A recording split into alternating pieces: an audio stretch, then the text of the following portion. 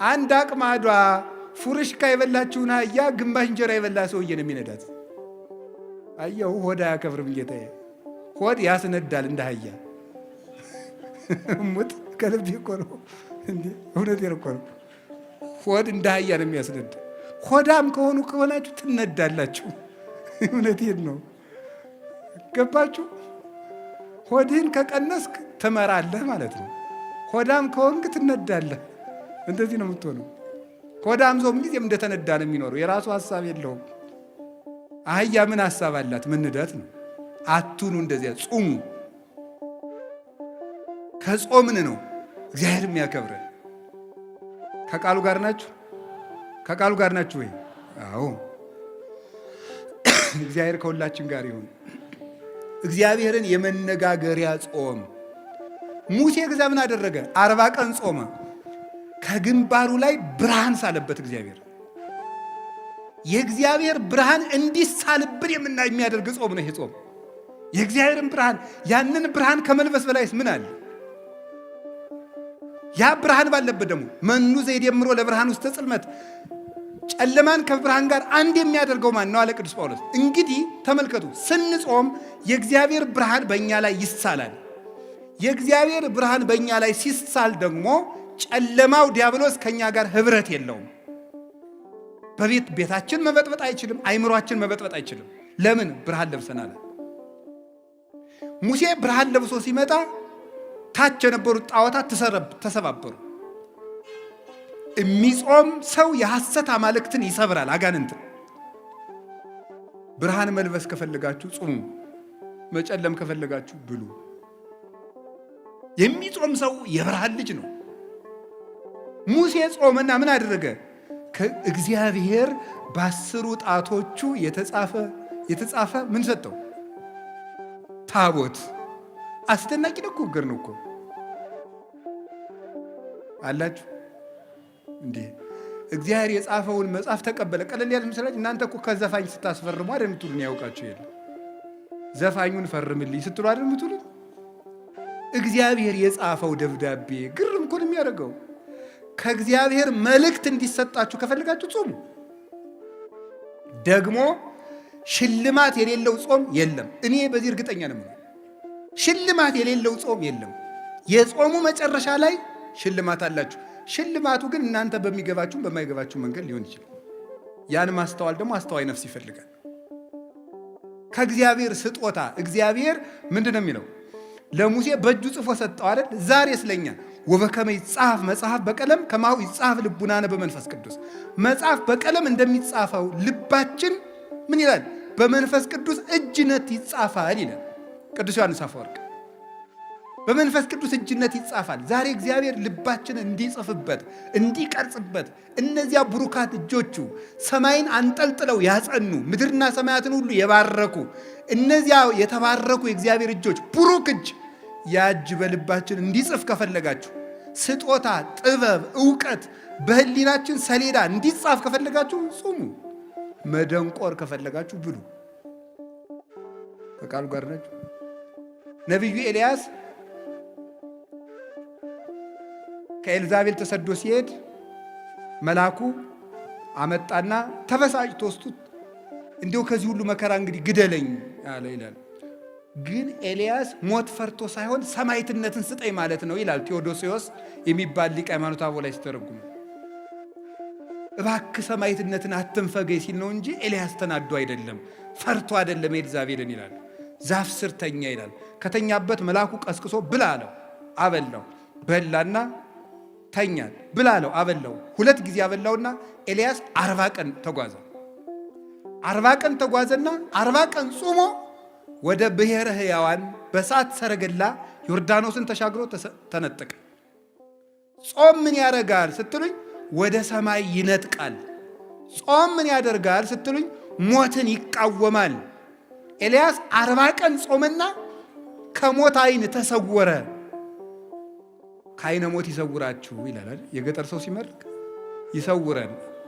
እንግዲያማ ሞት እንዳያየን ከፈለጋችሁ ጾሙ።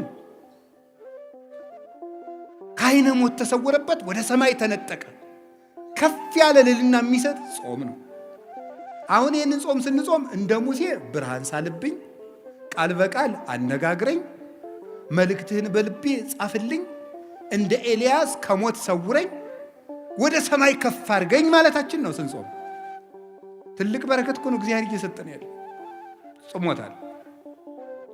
ነቢዩ ዕዝራ እስራኤል በ580 ዓመት ዓለም ጌታ ከመወለዱ በፊት ባቢሎን ተማርከው ኑረው 70 ዓመት በምርኮ ከኖሩ በኋላ ሲመለሱ ናቡከደነጾር ያቃጠላቸውን መጻሕፍት ሁሉ በመጽሐፈ ዕዝራ ሱቱኤል ላይ እንደተጻፈው 40 ቀን ጾሞ ገጽ በገጽ 70 ዓመት ተቃጥለው የቆዩትን መጽሐፍት መንፈስ ቅዱስ በዓይነ መነጽር የመጻሕፍቶቹን ገጽ እየነገረው ሙሉ መጻሕፍትን ብሉይ ኪዳንን አጽፎታል። እንግዲያውማ የጠፋ ምስጢር የሚገልጥ ጾም ነው። ጾም ከመጻሕፍት ጋር ያገናኛል። ህሙግ መብል የሐምግ ልበ፣ የደፈረሰ ምግብ ልብ ያደፈርሳል ይላል እዚያ ትንቢተ ዳንኤል ላይ። የሆነ ያልሆነውን እያጠራቀመ 24 ሰዓት ያለ ጾም የሚበላ ሰው መጽሐፍ መመርመር አይችል፣ አይገባው። መጽሐፉን ሁሉ የሚተረጉመው እንደ ሐሳቡ ነው የሚተረጉመው። እንደሚመቸው ነው የሚናገረው። ስለዚህ የጠፋ ምስጢር የሚገልጥ ጾም ነው። አባቶቻችን ይሄንን ጾም ጾመው ብዙ በረከት አግኝተውባታል። ሞትን ተቃውመዋል። አስቴር ይሄንን ጾም ጾማለች 3 ቀን። አስቴር 3 ቀን በመጾሙ ያገኘችው ምንድን ነው? በ127 ሀገሮች በሙሉ ተበትነው የነበሩ የሞት ደብዳቤ የተጻፈባቸውን ወገኖቿን ከሞት አድናለች። 3 ቀን ጾማ እግዚአብሔር ለምና በ3 ቀን ጾም የአንድ ሀገር ሕዝብ ሊጠፋ ሲል ሰይፍ ያስመለሰ ጾም ነበር 3 ቀን። አሁን ከህዳር 15 እስከ ታኅሳስ 9 44 ቀን ነው የምንጾመው። 3ቱ ቀን ጾመ አስቴር ነው። 40ው የሙሴ ኤልያስ የነቢያት ነው። 3ቷ ቀን ምን ያደረገችበት ነው? በ3 ቀን ጾም የሀገር ሞት አስቀርታለች። እኛም ይህንን ጾም ስንጾም በሀገር የሚመጣ ሰይፍ ይመለሳል። ደም እናደርቃለን። ስንጾም በሚገባውን ታርቀን ይቅርታ ይዘን በተሰበረ ልብ ከጾም ሰይፍ ይመለሳል። የሀገር ሰላም ይመጣል። ወገን እንዳይጠፋ እናደርጋለን። ይሄ ነው። ይሄ ጾም ምን ያደርጋል? የአስቴር ጾም ምን አደረገ? በንጉሱ ፊት ግርማ ሞገስ ሰጣት። የአሕዛብ ሚስቶች ባሎቻቸው ሳይጠሯቸው ከመጡ ይገደላሉ። 3 ቀን ጾመችና እግዚአብሔር ወይ ግርማ ሞገስ ስጠኝ አለችና ንጉሱ ሳይጠራት ከንጉሱ ቤት ሄደች። በደስታ አነጋገራት።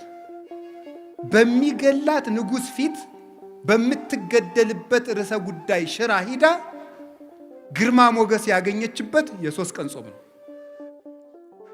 ግርማ ሞገስ፣ መወደድ። ግርማ ማለት በመጽሐፍ ቋንቋ ብዙ ትርጉም፣ መፈራት፣ መወደድ፣ ባለሟልነት ተብሎ ይተረጉማል። መወደድ ራሱ እንዲያው አሁን አንዳንድ ሰው አለ እኔ እንዲያው በየሄድኩበት ሰው አይወደኝም የሚል ሰው ጾም። እውነቴን ነው። አስቴርን እኮ አሕዛባዊ ንጉሥ ወዷታል። እንዲያው በየሄድኩበት አይወደኝም፣ መስሪያ ቤት ስሄድ አልወደድም፣ በየሄድኩበት በር ይዘጋብኛል። ጾም አዛኘን ከልቤ። ከጾማችሁ ሰው ይወዳችኋል። ከጾማችሁ መልአክ አለላችሁ። ያ መልአክ የንጉሱን ልብ ያራራዋል፣ ይንደዋል፣ እንደሞላው እንደ ኤርትራ ባህር ይከፍለዋል ልቡን። እናንተ በዚያ መሃል ሰንጥቃችሁ ትሻገራላችሁ። መወደድ ይሰጣል እግዚአብሔር። በጾም መወደድ ይገኛል። መወደድ፣ መታፈር፣ መከበር። ጭብጥ የማታክሉ ሰዎች ናችሁ፣ እንደ ሺህ ትፈራላችሁ ስትጾሙ ነው። አቡነ ሐራ ድንግል ኢትዮጵያዊ ጻድቅ ሲጾሙ እየኖሩ በቀን የሚመገቡት አንድ ኮል እንኮይ ነው የሚመገቡት። አንድ ወይሽ በእናንተ ቋንቋ አንድ አፕልም በሉ፣ ችግር የለም። አፕል እኮ እንደ አፕል አይጣፍጥም። ያ አንድ ፍሬ ነው የሚበሉት። በዘመኑ የነበረው ንጉሥ ሱስንዮስ በሃይማኖት ስለተለያዩ ነገር ተሰርቶባቸው ሊገላቸው ፈልጋቸው አስጠርቶ ጎንደር ወሰዳቸውና ለምንድን ነው እማትጾም? ማነው እኔ ለምንድን ነው እኔን የምትቃወም ሊል ነው የጠራቸው።